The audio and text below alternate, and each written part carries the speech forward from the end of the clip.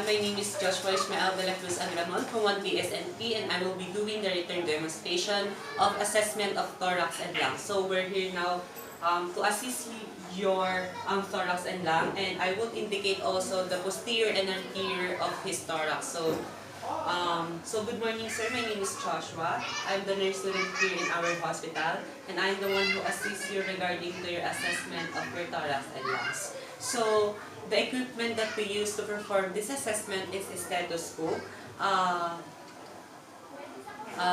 tape measure, and then a marker. So before anything else, make sure that you will done or you're done doing the hand washing. So I will provide a alcohol to secure that my hand is clean and away from any kind of microorganism.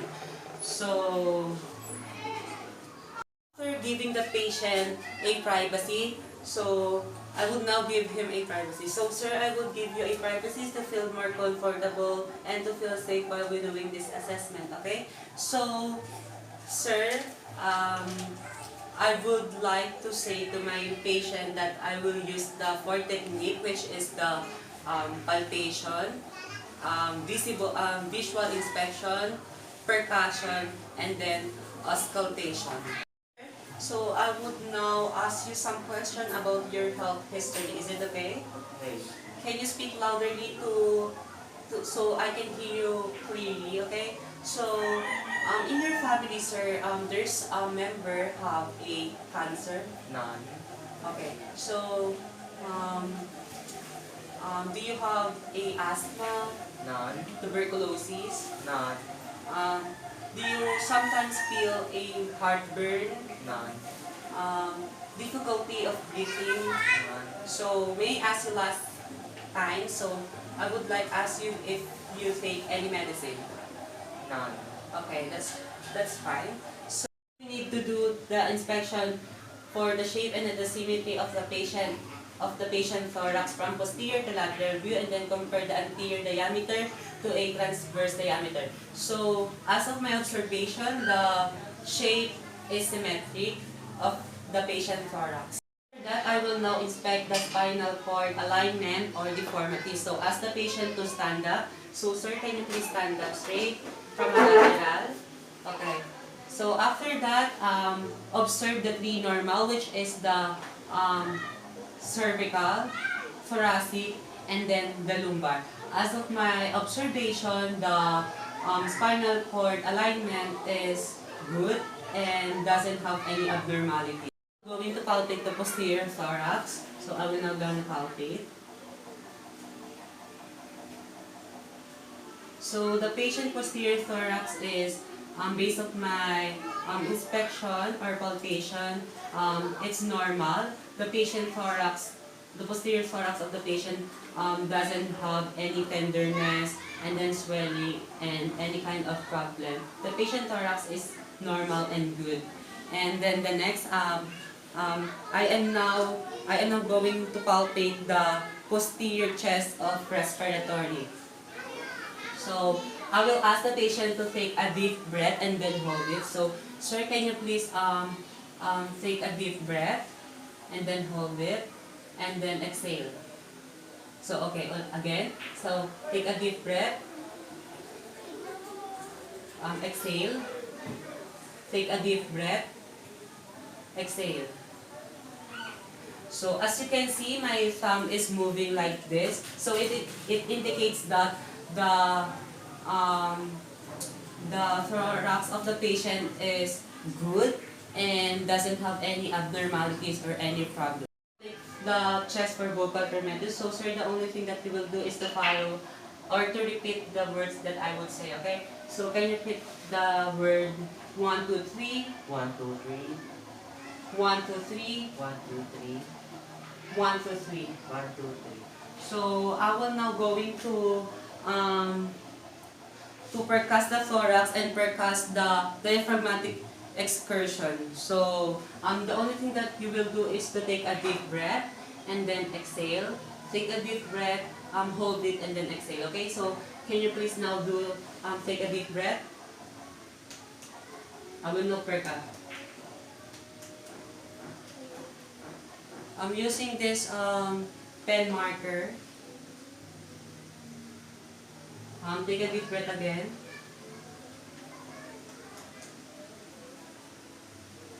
And then hold it. So I will now measure the thorax or the diaphragmatic excursion by using this tape measure.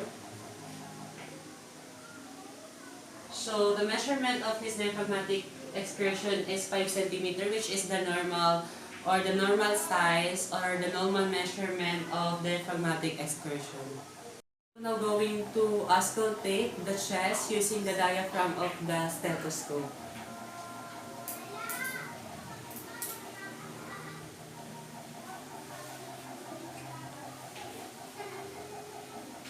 So sir, can you inhale? Exhale. Inhale. Exhale. Inhale.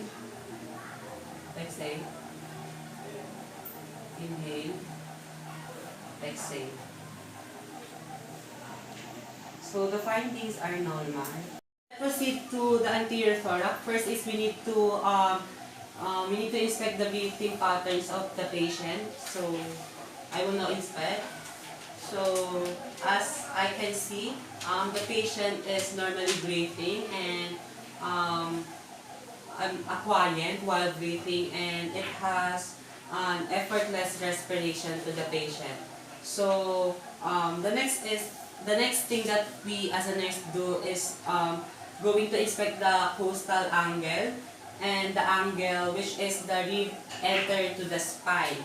So I will now inspect.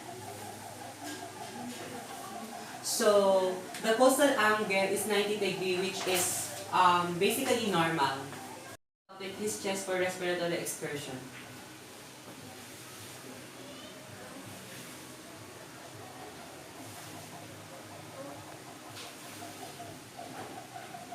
So it's just normal. So I will now palpate for his vocal fermentus by using these two hands. So can you please inhale, exhale,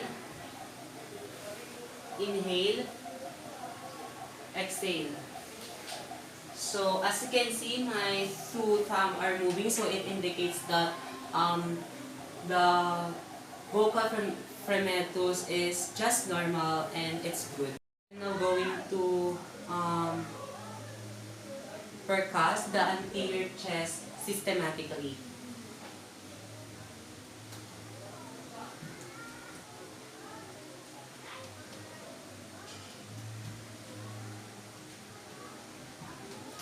So the normal findings is okay. So I will now auscultate for the patient trachea. So using this stethoscope again.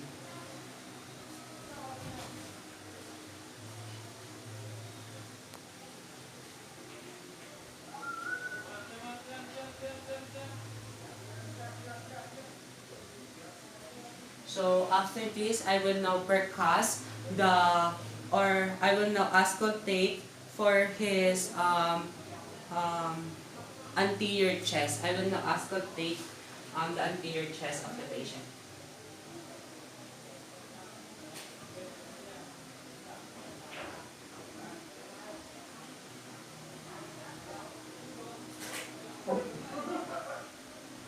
So again, this procedure is auscultation. So thank you for listening. That is the assessment of thorax and lungs of the patient. So after that all procedure, don't forget to write and document of your findings to your patient. So that's it. Thank you.